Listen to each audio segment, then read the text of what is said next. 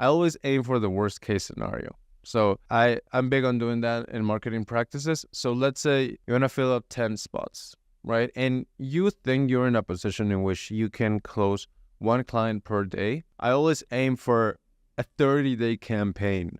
So like I always think it's going to be the worst and people are going to sign up until the next day. And when I prepare for that, things go well. So far, the worst case scenario has not happened and we're working. Something that I learned was there is such a thing as being open without being open in whatever you want to create. Let's say you're opening your program. If let's say you open up on a Friday, right, and you release the doors on Friday, you want to make sure you give people a chance to join from Monday to Thursday if they want an early invite. I think hype is overhyped. If you're creating hype, there are people who want to pay for the thing right then. So let's say there's a big movie, you want to watch it. One movie I really wanted to watch back then was Avengers Endgame. Bro, I watched the trailer like 10 times.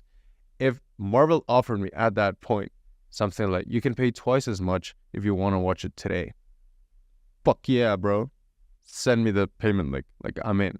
So I think hype is overhyped because we do not take advantage of the people who want to join earlier. So if I drop something on a specific date, I will make sure I will give the option to people if they want to join earlier so that I will reward fast action among the prospects. It's kind of funny because usually... Wait, are you saying you would increase the price for early access or lower the price for early access? I would just open the access.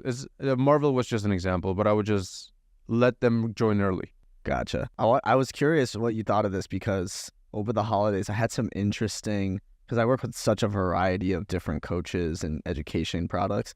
I noticed that certain products had an increase in sales over the holidays and then others had a decrease. And I was curious if you saw that as well, or like, because you work with so many, or did you see like across everybody it was lower?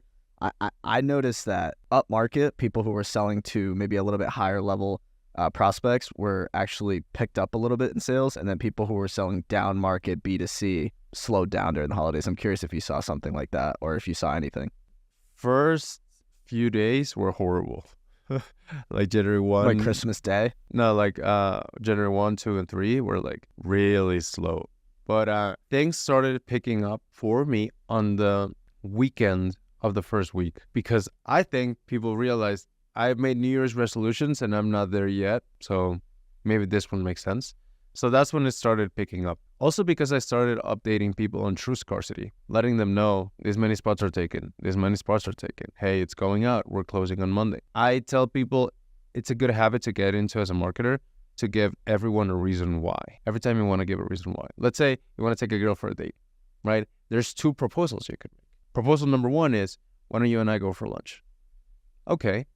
Another one is, there's a band that, by the way, you like, but they're only staying on this weekend and I got tickets. Would you like to come with me? There's a reason now. Every time you make an offer, I'm a big fan of adding a reason now because if you don't, then it subconsciously signals that there is no consequence to being slow. And I'm not a fan of that because that's called the friend zone. There has to be some consequence by not acting with you, and providing a reason now with every offer you make allows you to have that consequence and increases lead speed. I feel like someone who did this really well and was kind of pioneering this in terms of like landing pages was Russell Brunson with ClickFunnels. You ever see the ClickFunnels where it was like he basically popularized the timer at the top of the page, having a countdown all the time.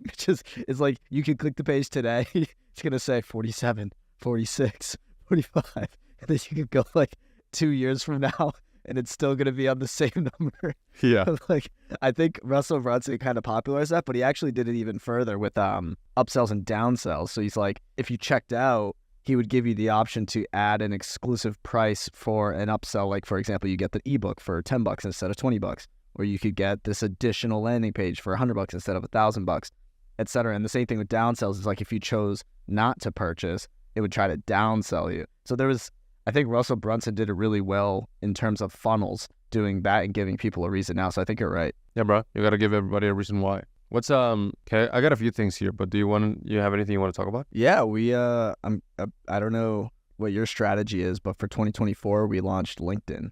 So I thought that was, I think that's like my big development at the moment, spending a lot of time in the LinkedIn scene. Why? I'd say for two reasons. One is because I feel like we were turning down too much money when people were like asking for LinkedIn, and I'm like, no, I'm only going to do Twitter.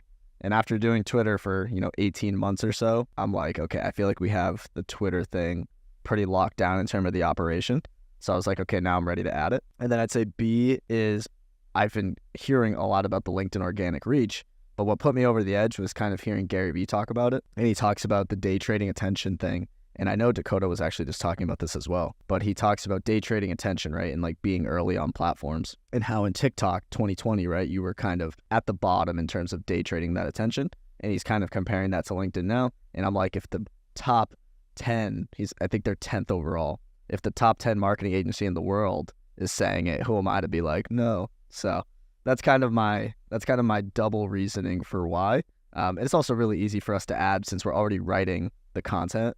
It's just kind of reposting it over there and kind of adding the operation to optimize it. So I'm interested in that. So you're going to create LinkedIn. Are you going to be reposting with other accounts? Are you going to be paying people, engaging for them? How are you going to grow there? So that's the thing. There's really reposts on the algorithm aren't really a thing. It's actually comments. So we kind of have leverage because we have a lot of clients. So our clients can not only engage with each other, but also when people have followers and when you comment on somebody else's post, that your followers see what you comment on.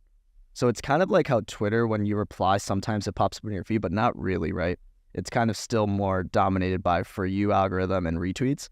But on LinkedIn is when I comment on something, all of my followers, if they go to my page, they're going to see that I commented on this. Because if you go to the recent activity tab on your LinkedIn profile, it shows what you posted, but also what you've reposted and what you've commented on.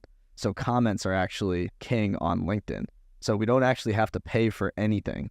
Everything's free. So that's another reason why it's really good is we don't have to charge our clients or even convince them to put any money into distribution because it's all commenting. So you can have a team go out and I can go comment on your posts. I can go comment on my post. I can go comment on Cody Sanchez's post. And it's going to help me get engagement. And if you look at some of these bigger people, Cody Sanchez, Nick Huber, I don't know if Nick Huber's on LinkedIn, so I'm not going to butcher it, Sahil Bloom, etc., right? They're out there commenting on other people. And I can promise you it's not Cody and Sahil sitting on their phone commenting all day. So it's an interesting algorithm right now to hack. It's actually, it's there for the taking. Two things. I think what you just did is my favorite kind of marketing, which is when the marketing is the entertainment and the entertainment is the marketing. So have you seen this video of this car burning down? It's a TikTok. And inside the car, there's a water bottle, like a thermal, right? And this girl picks it up and says, my car burned down, but the water inside this is still cold. What the hell is this thermal? This is so good, right? And that became the marketing. So here, you did a really good example of my favorite type of marketing, which is when the product is the entertainment and the entertainment is a product. So I asked you, how do you guys do it? And you gave us insight on how LinkedIn works. And he also said, for my clients, it's free because this is the strategy we are using. This is my favorite kind of marketing. This is awesome because it's not pushy. You're just telling the truth. Like Ogilvy said, tell the truth, but make it fascinating. Yeah. And what's interesting too about LinkedIn is like, it's a platform from what I've heard from, I have a few expert friends, like for example, Lara Acosta, right? She has like over 100,000 people. From what I've heard from the experts on LinkedIn is actually you don't post that much. You only post 5 to 7 times a week, maybe daily at most. And for an offer, from an offer's perspective as an agency owner, so for the agency owners listening, it's like, it's not really enough copy to be able to charge really high prices to people. So like if I was just a LinkedIn ghostwriter, like it's not really enough. There's not enough deliverables there. So it actually works, to me, it works better as an add-on for clients. So that's something I was thinking about. I was like, I'm glad I'm not LinkedIn first because I think there's just not enough deliverables. You wouldn't be able to charge high prices. You know what I mean? I'd have to charge like a fourth of what I'm charging for it to make sense in terms of the number of posts. Whereas on Twitter, I can go and post, 20, 30 times a week and not get docked for it. But on LinkedIn, it's like you actually don't want to do that. So also an interesting perspective from an agency owner's point of view. When I asked Justin Welsh, what are the differences between Twitter and LinkedIn and how do you use them? the first thing he said was, LinkedIn is much better. That hit. Just didn't answer the question at all. Oh, what's the difference in how you practically use it? It's better. Thanks, Justin. He gets it, that's his takeaway. Yeah. But yeah, that's what he said. Well, it's interesting. I don't know because I guess it also depends on how you're using it, right? Like Justin Welsh isn't out there doing DM campaigns. So that, it's easier for him when you're just strictly looking for link clicks and impressions and followers, then yeah. But, something like Twitter, you have a much more flexible outreach method, whereas LinkedIn, you kind of only get a max amount of outreach, and there's all these things with connections. It's also super saturated in terms of DMs because of all the actual billion-dollar companies doing LinkedIn outreach. So it also depends on your goals, in my opinion, and the kind of company you are, right? If you're a meme page, good luck. LinkedIn's not for you. Yeah, probably Twitter or Instagram for that. Yeah, exactly.